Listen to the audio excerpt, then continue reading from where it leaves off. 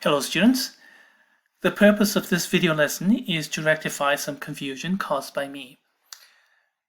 I deviated a little bit away from our textbook's method and that caused some confusion.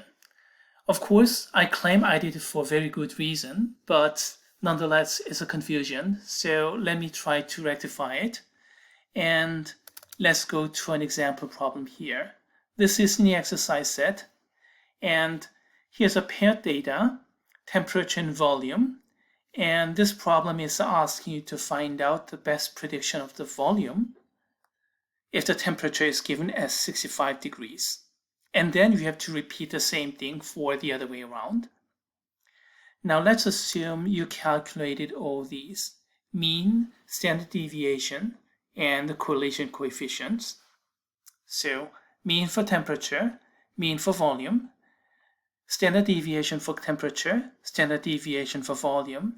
Assume you did all that, and then let's answer the next question. Okay, all right. Here's my method, and this is a one-step process. Here's the regression formula, and all I have to do is plug in all those numbers into this formula. Let's see. X is given as 65 degrees.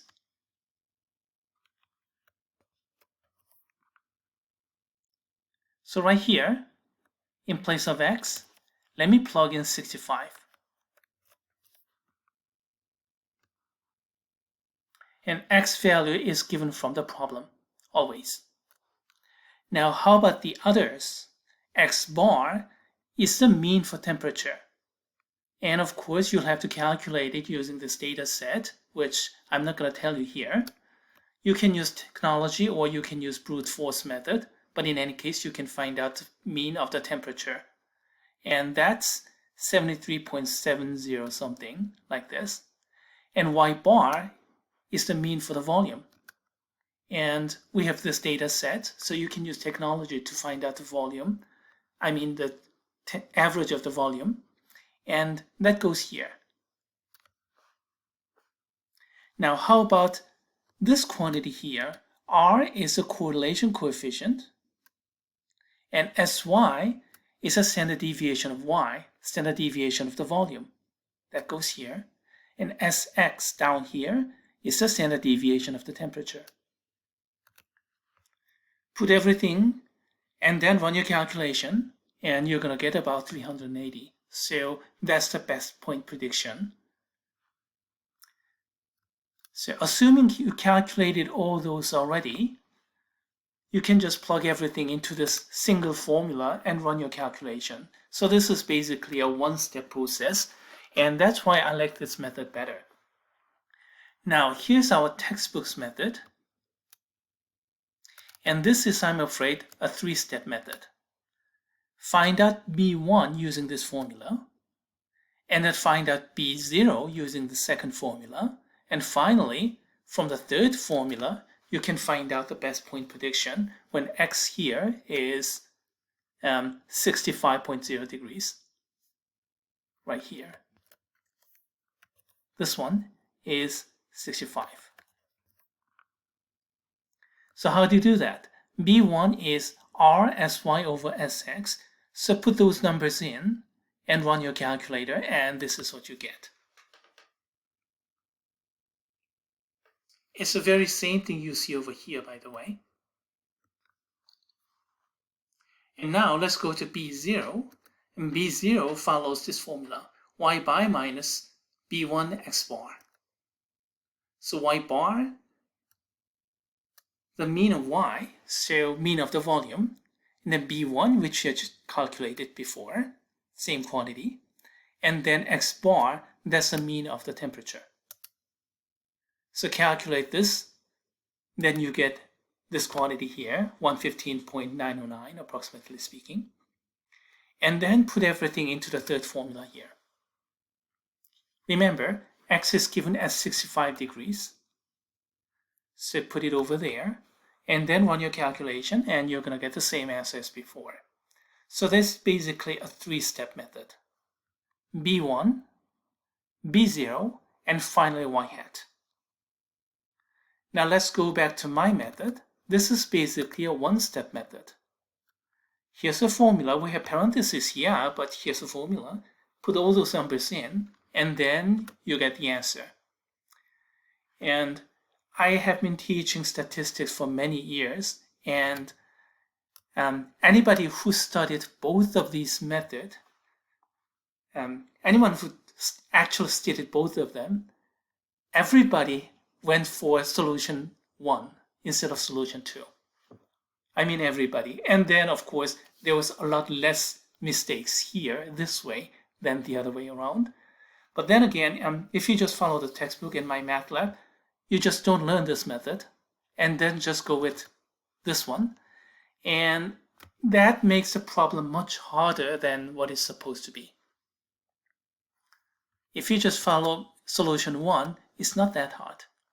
By the way, here's a visualization. The scatter plot, and this line here, this is the regression line, the line of best fit. And the line runs through, of course, the average point, and the slope is this quantity here. And by the way, this is actually equation of the line, the slope point equation of the line. This is a slope, and it runs through a point, x bar, y bar, x bar, y bar. So this formula actually comes from slope point equation of the line. Now our textbook's method. Sorry, I had a bit difficulty using my mouse here. Okay, it comes from this formula here. And this is slope-intercept equation of the line. So you have to find out the slope and then y-intercept. Y-intercept is b0. And you need to find out b1 in order to find out b0 and then put everything in. Well, in my opinion, this is inefficient because in order to find out the regression prediction y bar, why do we have to find out y-intercept? There's no motivation there. And then, of course, the obvious point here is this is the line of best fit. So it should go over to, it should go through the average point. And that key observation is not there. And that's actually causing confusion, at least in my opinion.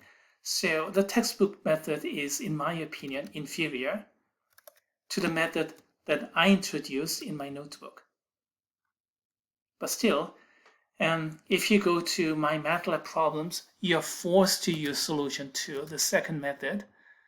So somehow you'll have to learn both if you're gonna do everything. But if you just disregard all those my MATLAB problems, you're still gonna get A. So I don't think that's gonna matter too much, but here it is anyway.